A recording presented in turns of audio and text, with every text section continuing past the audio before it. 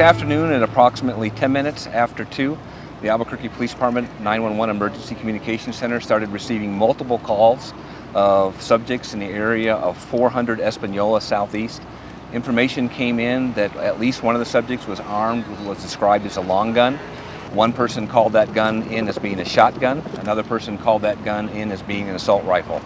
At that time, we had officers who were already working in the area as part of a problem-solving project, and we had members from the Albuquerque Police Department Repeat Offender Unit in the area in plain clothes.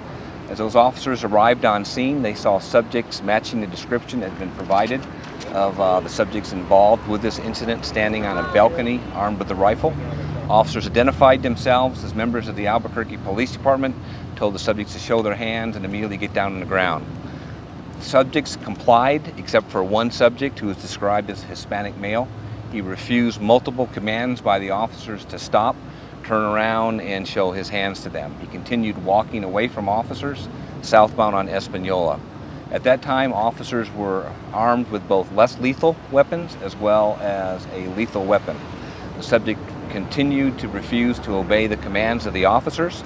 At one point in time, he then stopped and turned towards the officers, at which time officers could see that he was indeed armed with an assault rifle. He then began to describe, I believe it actually as another caller, or at least I see on the CAD call that he began to actually shoulder the weapon. At that time, one of the officers did fire his rifle at the subject, hitting the subject approximately 3 times in the arm and lower abdomen.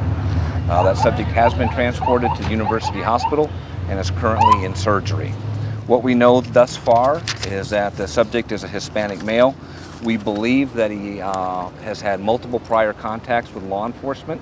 Information from witnesses here on the scene is that the subject had come here in order to look for a subject who had ripped him off for a quantity of heroin. Additional information from witnesses is the same subject was here last night, armed with that same rifle, and had discharged that rifle in the neighborhood last night multiple times in order to score this old drug debt. Multiple witnesses said that the subject did refuse to comply with the directions of officers, while the other subjects did. Preliminary information is that the subject we're dealing with has multiple prior arrests. He has spent about 3 to 4 years in prison. He just recently got out of jail again on the 16th of this month, so it looks like he just got out of jail 2 or 3 days ago. And those prior arrests do include possession of drugs, as well as aggravated assault on a police officer with a deadly weapon. So the investigation still continues, still a lot more work to do. There were approximately 20 people, including children, in the area at the time this event occurred, and as you can see, this is a very residential family community or area, so lots of kids. And again, those initial calls when they came in were coming in from people on both sides of the street. So more investigation to continue. We've got about 15 people who actually were witnesses to some or all of the incident, as well as the Bernalillo County Sheriff's Department helicopter was overhead at the time of the incident. So a lot of work to be done.